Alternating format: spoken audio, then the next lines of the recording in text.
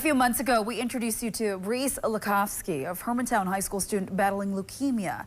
Well, her treatment requires frequent blood transfusions, and you can help. Northern News Now's Dave Anderson tells us how. High school is supposed to be a time when students get excited about their extracurricular activities, but one volleyball player wasn't quite feeling it. I was getting rashes, like yellow eyes. I got a bunch of lymph nodes like in my neck area, and those started hurting.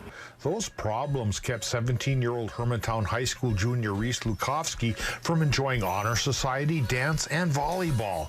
It turned out she had T-cell acute lymphoblastic leukemia. The battle against the disease requires frequent blood transfusions, and Reese's friend Evie, along with friends, family, and the rest of Hermantown, stood up to donate.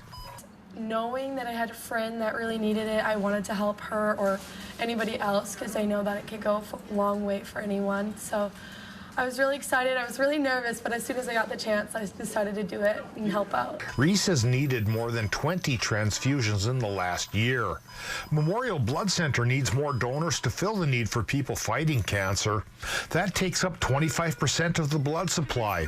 As Evie found out, the pros at Memorial make donating quite painless for those who are nervous.